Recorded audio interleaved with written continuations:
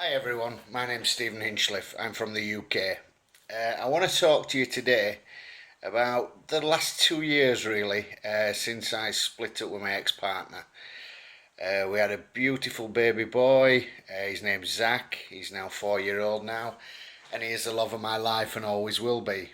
But for 2 years now, I've been fighting to see him, and unfortunately, the way the British justice system works with children, unless you've got a lot of money, you're not going to see your child.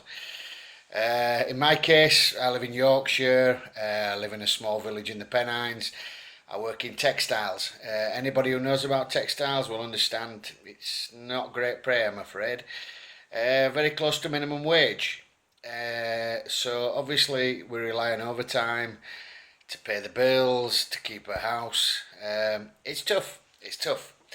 So to be told when you separate that you've got to get a solicitor, go to court, unless you just want to lose everything and end up homeless, it's just impossible and it can't be done. I found that out as soon as she left. I live in Yorkshire and she took my child to London, which is about 250 miles away. Straight away, obviously, I contacted a solicitor for access, but within several days, I had a non-molestation order put on me. I was deemed to be an alcoholic, a drug addict, uh, just gobsmacked really, and told that I wasn't allowed to go to London or to see my child, which was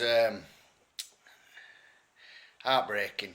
Heartbreaking to say, yeah, we didn't get on. And the last 6 months were rocky. No violence, arguing, yeah, a lot of arguing, but never any violence involved whatsoever.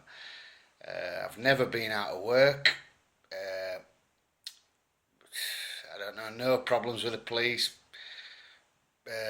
no problems with alcohol. I just found it really, really hard. And then to be told by my solicitor that this is the norm, this is how the woman stops you from getting hold of the lad, stealing him or getting access. It's just basically to keep control of the kid, and then when you go to court, the judge will say, well, she's had him for so long, she should keep him. So I applied to get this molestation overturned to the sum of £1,500, I was told. Just could not afford to do that, so I had to sit out the 9 months molestation order and let it ride. Since then, I've been to court, been told I've got to have drugs tests at £500 each, alcohol tests, go on courses, days off work travelling to London for court without pay, train fares, hotels. I don't drive. Contact centres I'll have to pay for. Uh, we're talking 20, 30, 40,000 pounds to see my child. Hence why 2 years on now, I've still not seen my child. Even though the mother has told social services I'm a threat to her, a threat to the child. On 2 occasions now, she's brought my son Zach up to visit us, stayed in the same house. As recently as Easter, she came, brought my son up, stayed, we bonded, had 4 brilliant days together, and I really thought we were getting somewhere. She said if you get a drugs test, a hair drugs test, then I don't see a reason why you can't see your son. I had the drugs test done straight away. Came back as we all knew, it was clear. But unfortunately, if you see my hair, I'm a bit bald as well. It's always been like this. And because I didn't have a 6 months drugs test, because I couldn't have a 6 months drugs test, because if you have a hair one, it can only be done on how long your hair is. And basically, I'm about 3 inches. So that's what I had done. But because I didn't have 6 months drug test, she just stopped all access, wouldn't let me see my son, wouldn't let me talk to him. Now, there's been a lot of issues with the family as well. She's told me in the past that the only reason she doesn't let me see my son is because her mother has told her that if I have anything to do with this child, that she will tell the family in London and everybody to stop helping her. Don't have Zach, my child, when she's working part-time or anything. They will cut all access. So that's really put her in a tough position.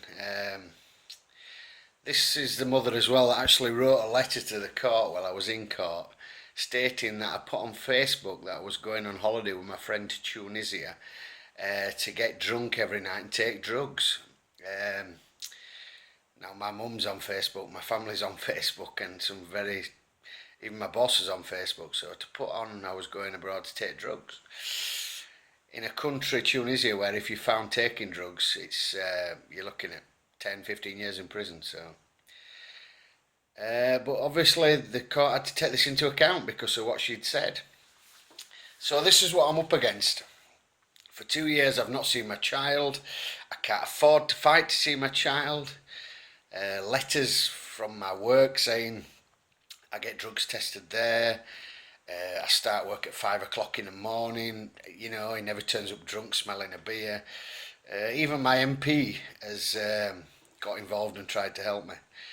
But this is where I'm at in the UK with the family courts. You're basically innocent, so basically guilty until you can afford to pay to prove yourself innocent. And unfortunately, I can't do that.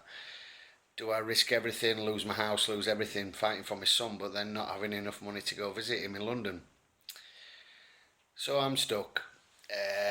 And it's the most heartbreaking thing that's ever happened to me in my life. I'm no saint, you know, I'll hold my hand up to. I mean, I've done some silly things, but not violent. I've never hurt anybody. But one thing that did happen when my son came into my life, especially when he left, I realised just what I'd lost. And you know, I'm 46 now. I had a child when I was 42, and I never thought I would have a child, and I never thought a child would change me. But I'm definitely the most loving dad out there without a child. You know, if I'm not fit to be a dad, then every parent out there should have the child's taken off them. You know, I've got so much love to give this guy, and he's my world. And I just hope one day that Zach will come looking for me and I can find him. And that's how sad the UK is, and how the legal system works. If I were on £80,000 a year, I'd be seeing my son tomorrow. But because I'm not, I can't afford to fight. So basically, another child grows up without a dad. I ring every day, no answer. I'm told by the mother that my son doesn't want to speak to me. What do you do? I don't know. It just breaks my heart. But parent alienation is just one horrible thing, and I think everybody should be aware of this. And I think that there should be something out there where people like me should get legal aid or get help to go to court and to prove yourself innocent and to show what's gone on, and for somebody to fight for me and show that I've missed 2 years of my son's life because of one woman's lies, and basically knowing what she can do to get away, and knows that I can't afford to fight, and everything she does down there will stop me seeing my son. And if I had the chance in court and I had the funding and the backing, I know I would prove what she's done is disgusting and wrong over the last 2 years, and I would win a case, and I would be part of my son's life growing up. All I've ever wanted from day one, and that was the only phone call. Splitting up, we all split up, we all fall out, and I accepted that, was just access to see my child. When could I see him? Never once crossed my mind to want to have him full time. You know, I think a child should be with a mum. All I ever wanted to do was to see my child and be part of his life and see him growing up. And for some reason I'm sat here now with a video crying out for help, really. And I hope this video goes viral and goes round, and somebody out there just who can do something about it says, do you know, this is wrong, and I want to help. And if you don't help me, help somebody else, because there's thousands of dads out there who are sat heartbroken, probably wishing they weren't here right now, and a lot of them do commit suicide. But I just feel somewhere along the line, in time to come, I will get that chance with my child, and I will get that bond and show him what a great dad I am, because he's missing out so much, and I know in time he will be damaged. So thank you for watching this, and I hope you do share it, and all the other dads out there, I know what you're feeling, and together, if we stick together and maybe fight, this might get to the right people, and we might be able to sort it out in time to come. But to my son, if you ever do find this and you get to see it, I never ever stopped trying, I never stopped fighting. I spent thousands of pounds, nearly lost my house, and spent hundreds and hundreds on train tickets that have been wasted. And I love you so much, and one day you will see what a great dad I am. Okay, thank you for listening, and thank you for watching, everybody. I'm Steve from Yorkshire. Let's keep fighting together, and one day I'm sure it'll all work out for all of us.